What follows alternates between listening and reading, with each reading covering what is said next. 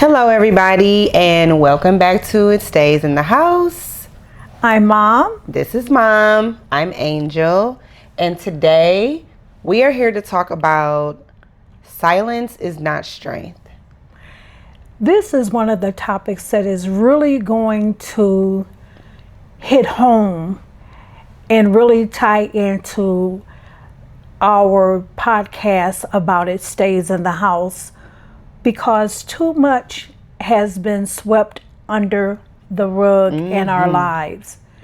And today we want to really delve into how silence is not strength.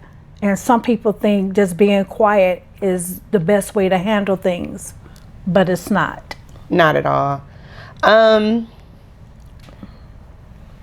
Yeah, you don't want to mute your voice. No. And I feel like I'm not my ancestors, but y'all and your ancestors were really big on just being quiet about things that should be discussed, whether it be discussed in the house or back in your day, I don't know if therapy was really a thing. Never. Yeah, I didn't think it was. Never. But I just feel like if we're not talking about things that happen, how are we navigating through things that happen? I can give an example of, I've always been outspoken. Thanks to which you gave me the space to do that, to not be silent. Correct. So, and the freedom to speak freely, like openly on however I thought. Ooh, and you did. And I still do. And I feel like, even with some certain traumatic experiences I've been through, I've been vocal and sharing them. I'll just give an example. Like in my past relationship, I shared a experience that I went through. And I remember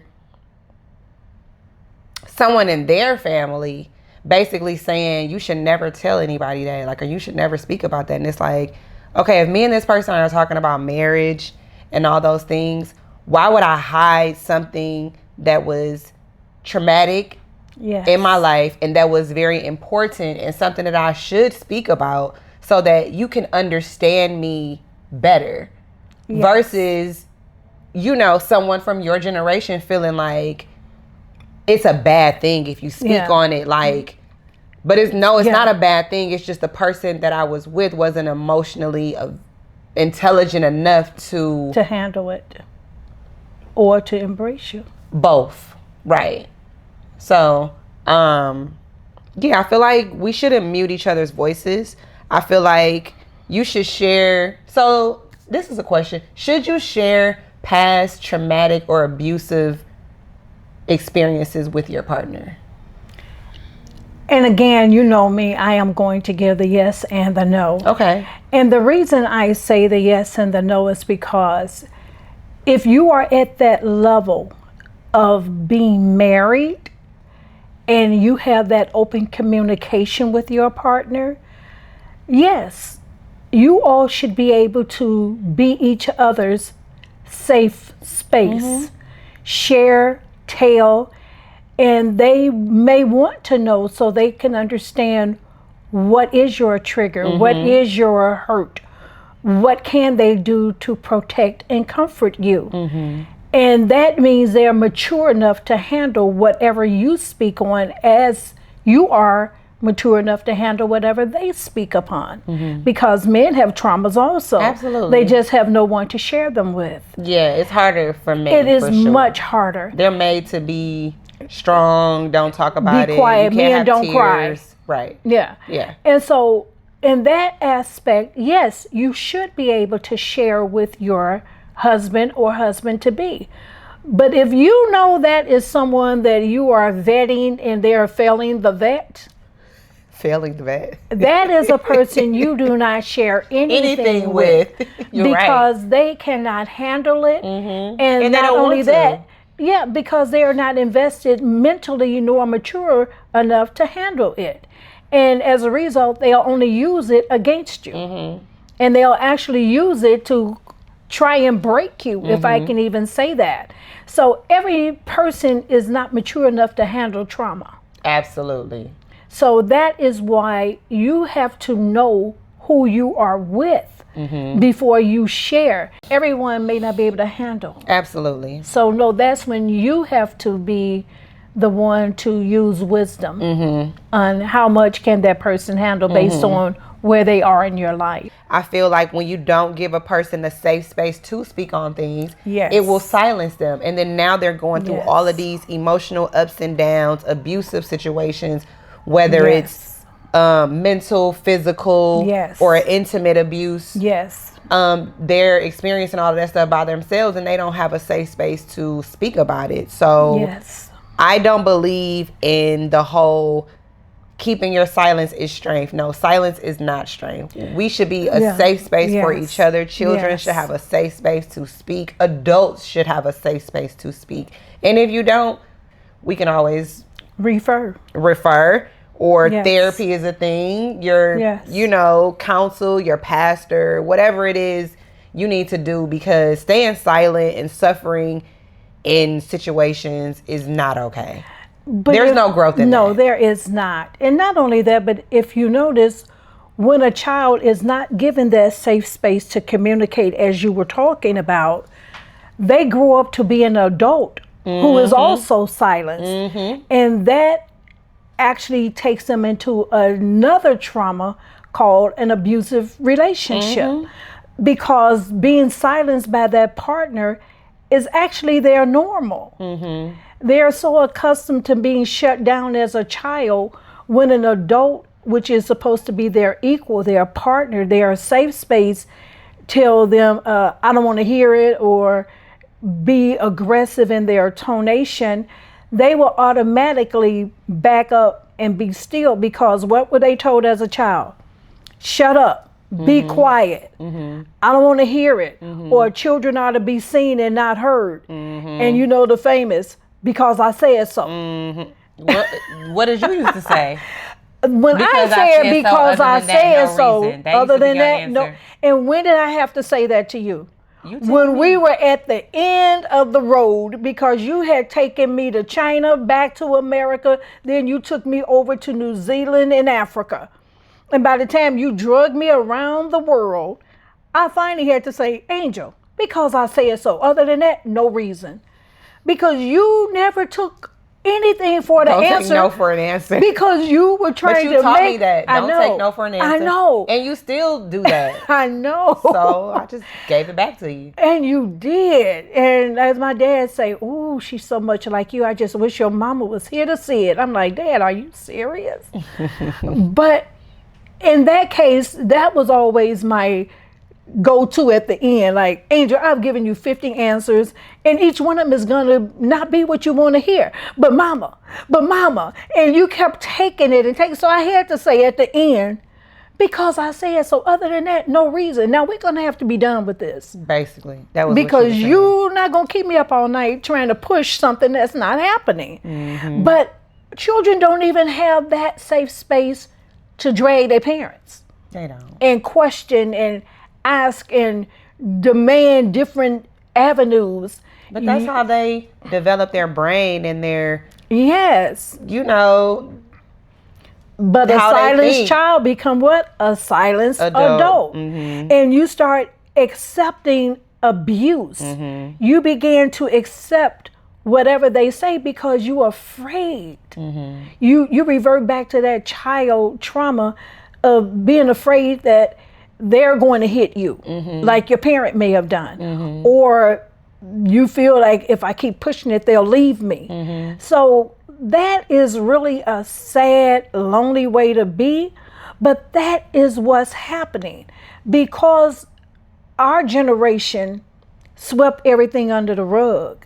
And our generation, they did not talk about anything. I'm so happy I wasn't a part of y'all generation.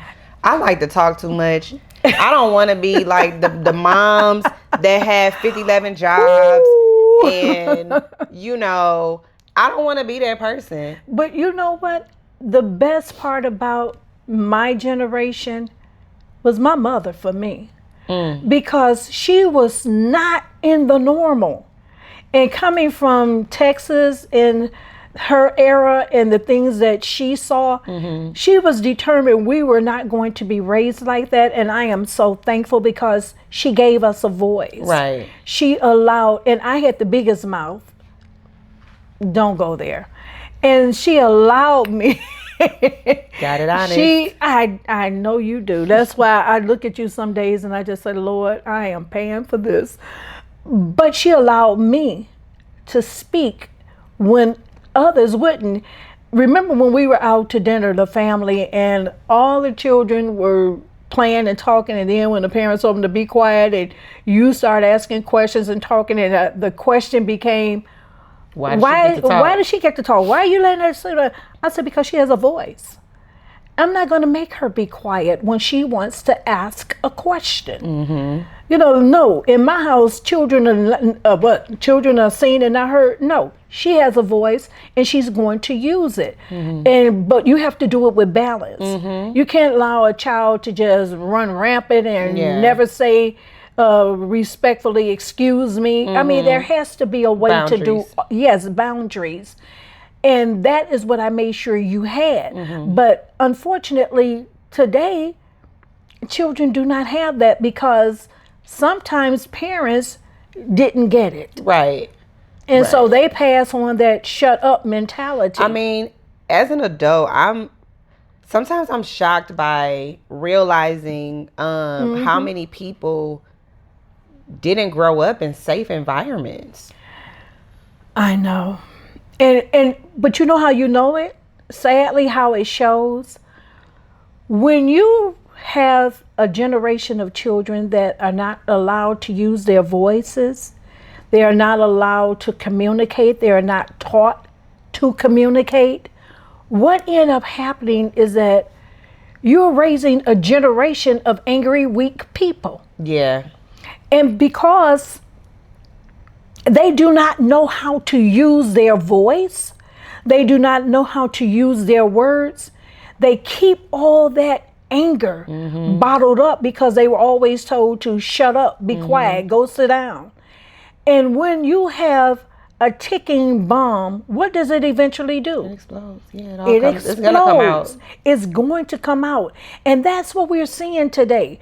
A group of children who were never given that safe space you mentioned to communicate. And what are they doing today? They're exploding. The beatings, a lot of that the fists. Is a lack of control of your emotions. It's because they were made to be silent and not so they react instead of acting, they're reacting because they're angry. They've been bottled and contained. And again, your words is your power, your voice.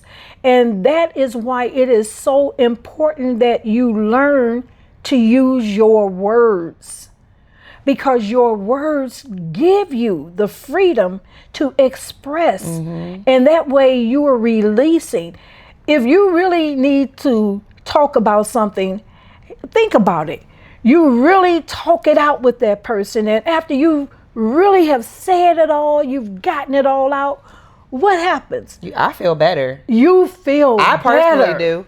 You feel so much better. And you know why? Because you've released. But I realized that. But what about the ones who can't? Right. They like a bottled up pop that you go ahead open. on. Now go ahead on and talk. But think about it. Our ancestors did not have a voice. They did not. And that's why it was so easy for them to pass on that silence is your strength, because maybe back like in your great grandma. Remember, I'm the third generation in my family from slavery. So that's what I was about to say. Yes. Your great grandparents, right? My great grandparents and my great grandparents were slaves. So they didn't have a voice. Did not. So they passed that on to my grandfather and your mom, and then my mom. But I don't know. I mean, my mom wasn't happy. I was about to say that I didn't meet my grandmother, but just from everything I've heard about her, I don't think that she was a silent woman at all. Oh no, she sounded like a firecracker. She was. Oh my gosh, I love that for her. And she taught me that. And We that's know. where I got my mouth from. That's where I got my voice from, because she would not allow me to be silent. And that is why I would never allow you to be silent. Because again, when you are able to express yourself with words, you're able, and people don't get this, but that slave mentality of being quiet and not speaking, think about it. bondage. That's not only bondage, but people hate it when I say it. But think about it. In the 60s, when they were doing all the marching and getting into the civil rights issue, do you realize we're the only people in the world that's told to march and be beaten, attacked, and don't say anything? Do you realize how asinine that is? Amongst other things that we've been told. Yeah. And we were taught to march and be silent, and you're getting beat, you're getting bitten by dogs. And that's why my mother said, no, my kids are not marching. No, they are not going out there supporting anything, because I do not teach my kids to be quiet. And if somebody hit them, they're going to hit. But yet you had to do that peaceful protesting. How are you going to protest peacefully? That means Back then it wasn't a peaceful protest, because it was more violent. It was violent against us, but we had to be quiet. And that's why my mom did not allow us to be a part of that, because there was no such thing in her mind as her kids going out there being hit and beaten and being told to be silent because we're showing that we're nonviolent. She said, yes, you are. You get hit, you're going to hit. You violent. And so, but that is, again, that slave mentality. And that is why our parents were passing that on. Not my mom, but people were passing that on. My ancestors wasn't going. Apparently. No. I'm with it. And that slave mentality, it just doesn't work, because we are the only generation of people that think abuse is okay. And that's crazy. Or are we? Because maybe other people just ain't speaking on it, because abuse happens in all cultures.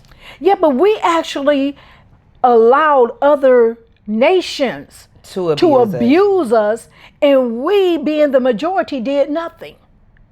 Now make sense. It'll never make sense. Because we were told our silence is our strength. And it actually today is proven it's a weakness. Because everything we fought for in the 60s, you all have lost here in the 20s. In the 1960s, what we marched or fought for now has been all reversed here in this 21st century. So what is that telling you? It is being silence is not strength. You have to speak up. You have to stand up. And I'm not saying go out there and fight. I do not advocate violence. But I'm saying you cannot be mute. Well, I put it like this. God never called a mute prophet. So how are you going to stand up and deal with situations if you can't talk? You must speak. And that mentality has allowed us to be a broken people. Funny thing that you keep saying, use your voice. Yeah. Because my cousin tells my goddaughter, who's 2 years old, when she has tantrums, it's like, use your voice. Like, yes, she's programming her now to be able to use her voice, because yeah, you could fall out and have this tantrum, but if you use your voice, you probably could get up. I can get you what you want, and this could all be over. Yes. So all of the kids that have had tantrums from 2 years old, and their parents are just, get up, why are you crying? And you know what I mean? And they're not taught from a young age to use their voice. They grow up and become adults who can't use their voice, and so they revert to actions. And sometimes those are actions of violence that can get them in very sticky situations. Yes. Because they don't know how to Yes. balance their emotions and or use their voice to convey whatever it is they're trying to say. You know, it's ironic that we're in that pattern right here of what we're speaking about. I have a very strong opinion. Yes, you about really ain't you? About everything. Okay, you're right. So I have a very strong. I think they know that by now. Really? Okay. I love you all. I have a very strong opinion about You so how funny. what? I'm serious. Go ahead. About parents thinking that when the baby cry, just let them cry it out and they'll learn to adjust. They don't know how to adjust. That's why they're And crying. that irritates me because when that baby is crying and that child is not of an age where they can use their voice, Or they can self-regulate. yeah, they are too young to know how they do not have a voice yet. They're in their months.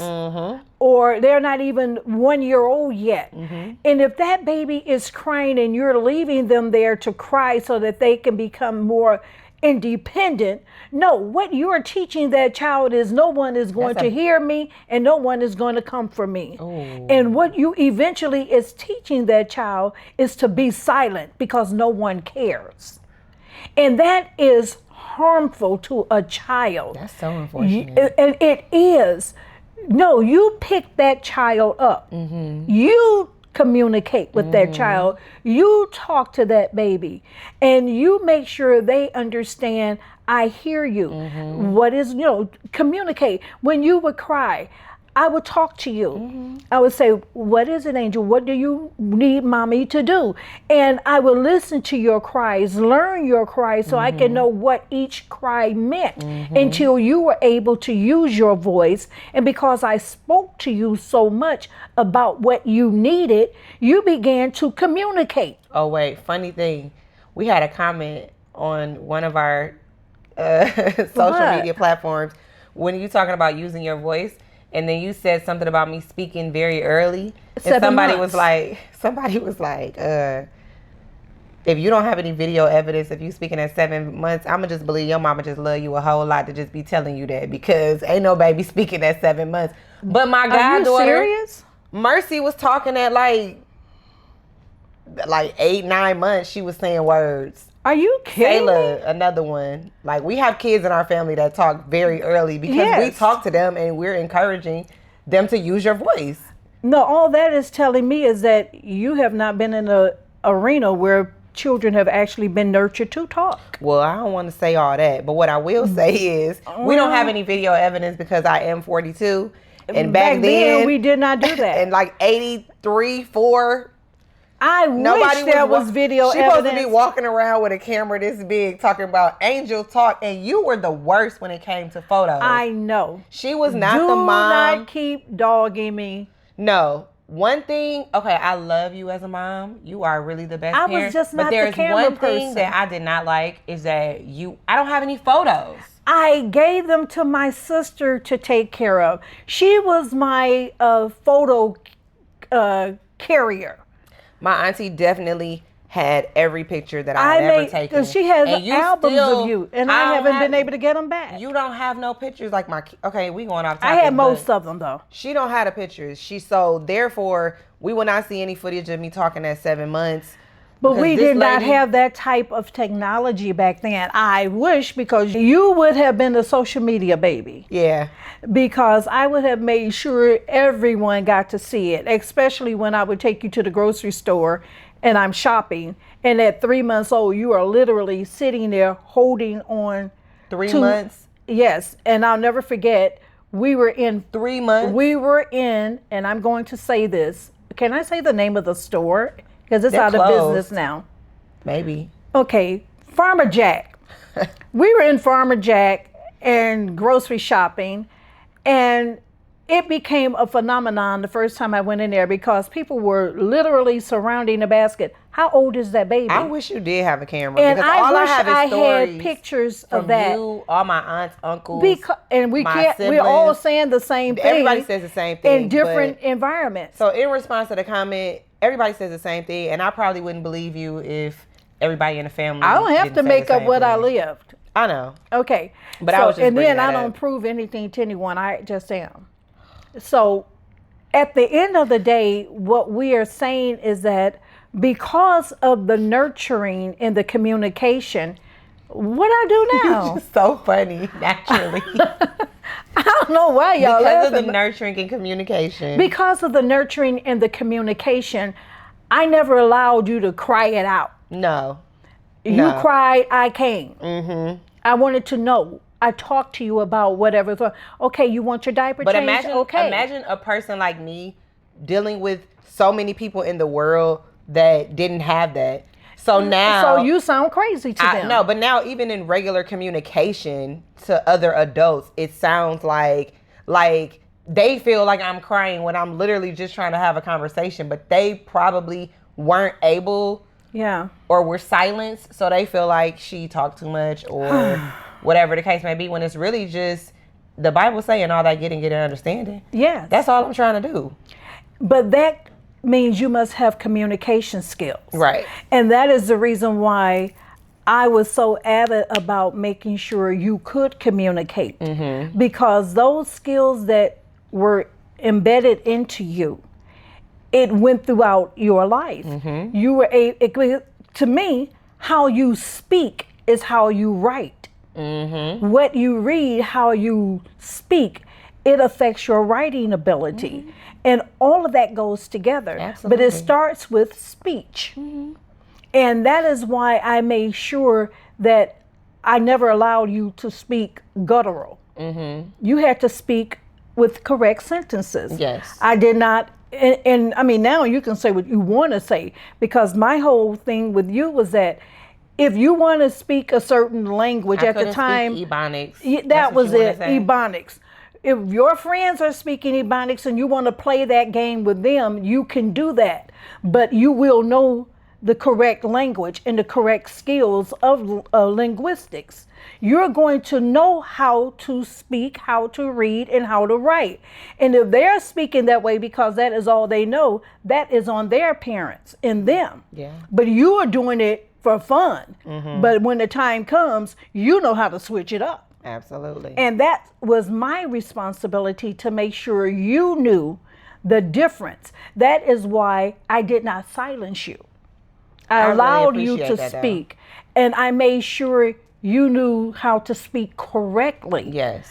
And I'll never forget one time when we went for you to have an interview for this private school.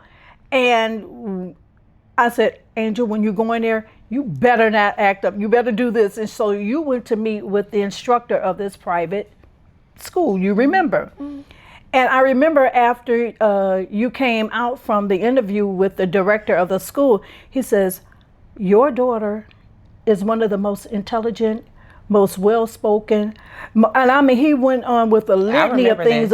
He said, I'm beyond impressed. We want to give her money to come here. We want to give you a scholarship. And he went on and on and on. And I was not so much as taken aback. And I said, thank you, but I know. And I may have been very haughty in the way I spoke it, but you're not telling him I know. I said, thank you, I know. She is that person. And why should I downgrade? That's who you are. And he was like, yes, she is. You know? But the point is, I never silenced you. So when it came time for you to meet with one of the directors of one of the most prestigious schools in Michigan, they were taken aback because, as he said, he almost didn't know what to say, because you literally led the interview. And that's because you had a voice. Yeah. And that is because I never thought it would be in your best interest in life to let you just cry it out. No, we don't do that. And I don't like it when I see parents do that. I mean, it's your child, you're going to do what you want to do. But if you pick their child up and you soothe them, communicate with them, you will actually begin to balance out their brain. And they will not live and come from a place of trauma, but they will come from a place of understanding and communicating. And that's one of the things that I know matters.